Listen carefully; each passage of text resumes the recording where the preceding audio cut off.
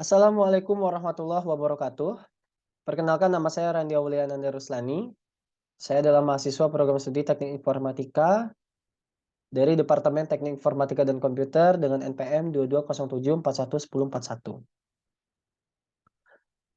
Pada kesempatan kali ini saya akan memaparkan hasil karya tulis saya yang bertajuk "Apa Pentingnya Generasi Milenial Melek Bahasa Indonesia di Era Globalisasi". Nah, teman-teman, sering kita mendengar adanya orang yang mengatakan bahwa, apa sih pentingnya kita menggunakan bahasa Indonesia yang formal, ya, toh juga maksudnya sama saja gitu. Baik menggunakan bahasa yang baku maupun yang tidak baku itu juga sama-sama aja. Begitulah ucap mereka yang tidak pernah mempelajari bahasa Indonesia secara mendalam. Padahal kalau kita belajar bahasa Indonesia secara mendalam, kita akan temui bahwa pentingnya menggunakan bahasa Indonesia yang baik dan benar, karena itu akan mempermudah orang lain yang melihat bacaan kita, maksud saya melihat tulisan kita, ataupun mendengar ucapan kita, ya, agar lebih mudah untuk memahaminya, gitu. Jadi kalau kita menggunakan bahasa Indonesia yang baik dan benar, itu akan memudahkan orang lain untuk memahami, ya, ucapan kita ataupun tulisan kita menjadi lebih mudah, begitu. Nah, kemudian itu adalah salah satu alasan mengapa kita harus melek bahasa Indonesia. Nah, alasan selanjutnya itu kita tahu bahwa beberapa waktu yang lalu, ya, negara tetangga kita Malaysia itu mengajukan bahasa Melayu sebagai bahasa resmi ASEAN. Padahal ini ironi, teman-teman. Mengapa ironi? Menga karena di negara mereka sendiri, ya, penutur asli mereka masih diasyikkan dengan bahasa Inggris dibanding dengan bahasa Malaysia. Nah, itu menjadi, cermin buat kita, ya, agar kita lebih mencintai bahasa kita sebelum mengenalkan bahasa kita ke orang lain, gitu. Ditambah lagi adanya gerusan globalisasi, ya. Apa dampaknya memang? Nah, dampaknya adalah bahasa asing, budaya asing itu bisa saja masuk dengan bebas ke negara kita. Yang akibatnya, ya, orang yang jarang belajar bahasa Indonesia, kemudian terpapar bahasa asing begitu ya, akan lebih tertarik untuk belajar bahasa asing itu sendiri. Jadi ia tidak mengutamakan bahasa Indonesia, ya, tapi lebih tertarik ke bahasa asing itu sendiri. Sehingga kemampuan berbahasa Indonesianya, ya, akan jauh, lebih lebih sedikit dibandingkan dengan kemampuan bahasa asingnya, begitu. Itu menjadi ancaman buat kita, ya, karena bahasa Indonesia itu merupakan identitas dan jati diri kita, teman-teman, begitu. Nah, kemudian kalau kita menilik, ya, melihat bahasa Indonesia dari masa ke masa, itu secara singkat, ya, dibawa oleh nenek moyang kita yang bermigrasi dari Yunan ke Asia. Jadi awalnya memang bahasa Melayu itu adalah bahasa Asia Tengah, teman-teman. Kemudian dibawa oleh nenek moyang kita ke dataran Asia, khususnya Asia Tenggara, ya, teman-teman. Kemudian di situ mengalami perubahan dan perkembangan, ya. Bahasa Melayu sendiri mengalami beberapa perkembangan, dari mulai bahasa Melayu kuno sampai bahasa Melayu modern. Nah, dibantu oleh adanya kerajaan-kerajaan pada saat itu, ya, kerajaan Islam dari maksud saya kerajaan Hindu dari India, ya, pemahamannya.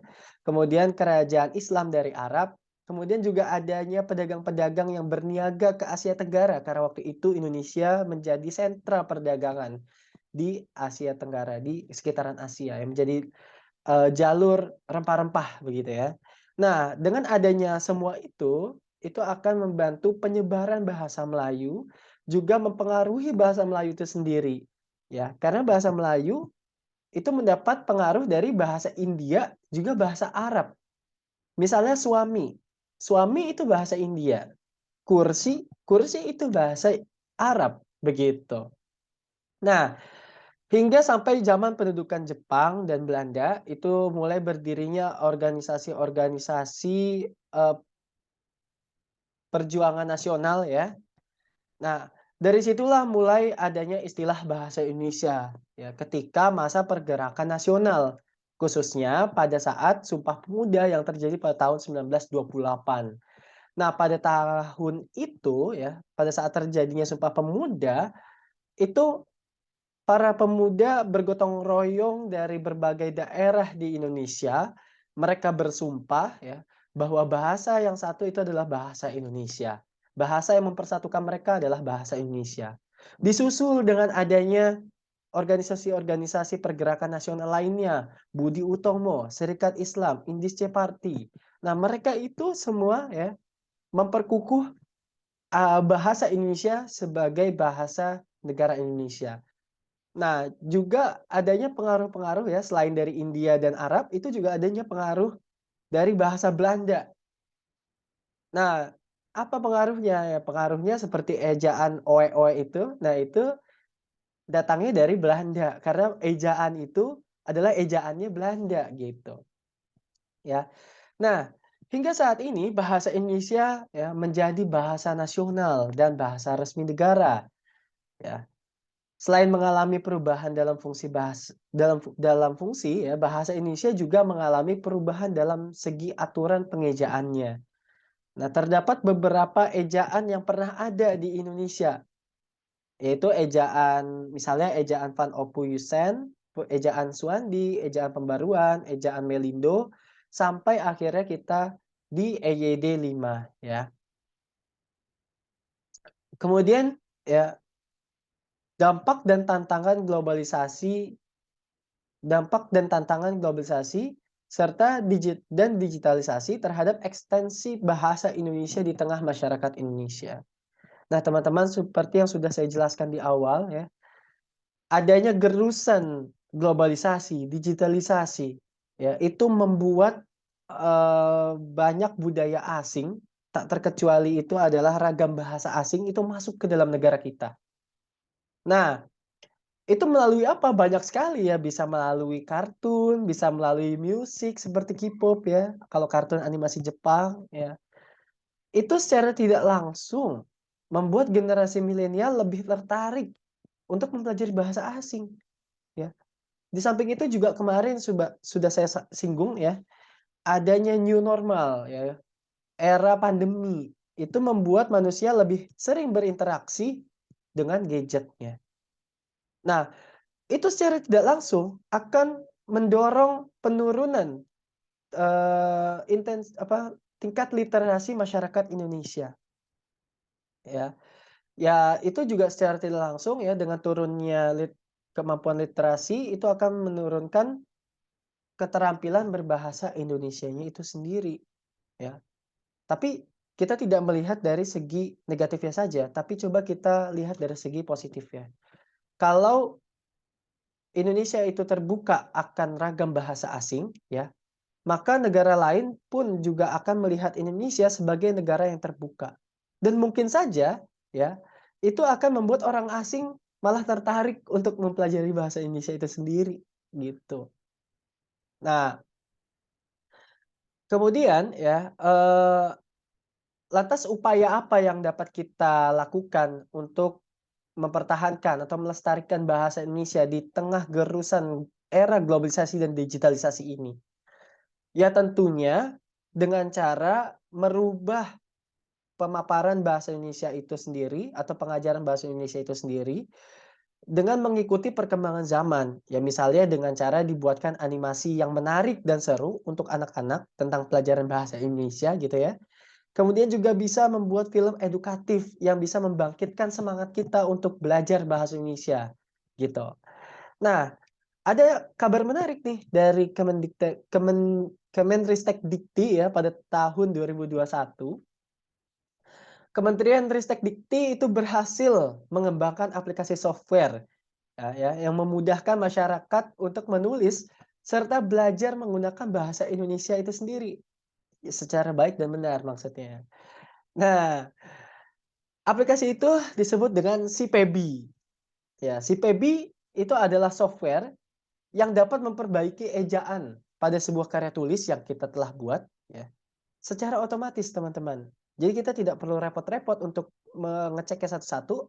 SiPebi sudah langsung ya melihat di mana letak kesalahan ejaan kita, gitu. Letak kesalahan penggunaan ejaan kita di dalam esai kita, ya. Nah, juga ya era digitalisasi ini itu juga membawa manfaat ya. Jadi kita jangan hanya melihat dari sisi negatifnya saja, kita juga harus melihat dari sisi positifnya. Apa dia manfaat era digitalisasi bagi perkembangan bahasa Indonesia? Kita lihat saja, adanya BIPA, ya kan, program BIPA yang mungkin diselenggarakan oleh beberapa kampus di Indonesia. Nah, program BIPA ini tidak harus yang penutur asingnya itu datang ke universitas terkait. Sudah ada aplikasi, platform online gitu ya, seperti Zoom, yang memudahkan penutur asing itu untuk belajar bahasa Indonesia tanpa harus datang ke Indonesia, teman-teman. Nah, itu ya, jadi upaya kita tadi pertama, itu mengubah cara pemaparan bahasa Indonesia ya, mengubah cara pengajaran bahasa Indonesia kita menjadi lebih modern ya, kemudian juga menciptakan beberapa software pendukung bahasa Indonesia ya, yang nantinya itu akan menarik, eee, pengguna bahasa kita itu lebih, mudah gitu ya, karena lebih mudah maka lebih tertarik untuk belajar bahasa Indonesia, gitu ya. Misalnya tadi ya software si Pebi, ya itu kan juga di samping untuk memperbaiki ejaan yang kita telah tulis, juga secara tidak langsung ya, membuat kita belajar, "Oh ini tuh yang benar ternyata, oh seperti ini yang benar penulisannya," begitu. Nah, kemudian juga dampak positifnya ya dari era digitalisasi terhadap perkembangan bahasa Indonesia ini ya adanya platform online yang memudahkan penutur asing bisa belajar Indonesia dimanapun dan kapanpun tanpa harus datang ke Indonesia, begitu. Nah, itu dia ya alasan-alasan kita mengapa harus kita melek kepada bahasa Indonesia ya karena pertama tadi ancamannya adalah era globalisasi itu sendiri. Ya kalau kalau kita tidak melek, ya lama-lama bahasa kita pun akan tergerus. Seperti halnya Malaysia itu yang katanya ingin membuat bahasa Melayu sebagai bahasa resmi ASEAN, negaranya sendiri pun belum bisa menerapkan bahasa Melayu itu secara, tamah atau sempurna begitu ya. Maka dari itu kita sebagai bangsa yang besar, bangsa yang kuat gitu ya, hendaknya kita belajar bahasa Indonesia, kita mencintai bahasa kita sendiri, barulah kita mengenalkan bahasa kita kepada negara-negara tetangga atau bahkan negara di luar tetangga kita ya, seperti negara Eropa ataupun negara Asia Timur begitu. Nah, sebagai penutup ya, mmm kita simpulkan ya, bahwa dengan mempelajari bahasa Indonesia yang baik dan benar, itu akan membantu skill kita dalam menulis dan berkomunikasi. Ya tadi sudah saya sempat singgung bahwa kalau kita menggunakan bahasa Indonesia yang baik dan benar itu akan enak didengarnya begitu. Tidak apa, sumbang ya. Kalau misalnya kita menggunakan bahasa Indonesia yang tidak logis, tidak baik dan benar itu maka akan terdengar sumbang dan tidak logis begitu ya. Nah kemudian juga kita tidak ada alasan lagi untuk tidak belajar bahasa Indonesia, ya, karena sudah tersedia platform online yang memudahkan kita begitu untuk belajar bahasa Indonesia. Teman-teman, jika bukan kita, maka siapa lagi? Ya, jika bukan kita, siapa lagi yang akan melestarikan bahasa ini? Karena itu adalah jati diri bangsa ini. Mari kita gaungkan, utamakan bahasa Indonesia, lestarikan bahasa daerah, kuasai kuasai bahasa asing untuk bangsa kita yang lebih maju. Ya, demikian pemaparan materi yang dapat saya sampaikan mengenai hasil karya tulis saya dengan tajuk "Apa Pentingnya Generasi Milenial Melek Bahasa Indonesia di Era Globalisasi?" Sebagai, eee, pemenuhan atas, tugas ujian tengah semester mata kuliah Bahasa Indonesia tahun 2022-2023. Terima kasih atas perhatiannya, saya ucapkan banyak mohon maaf atas kekurangan dan kesalahan yang mungkin saya sampaikan, kurang lebihnya mohon maaf. Billahi taufik wal hidayah. Assalamualaikum warahmatullahi wabarakatuh.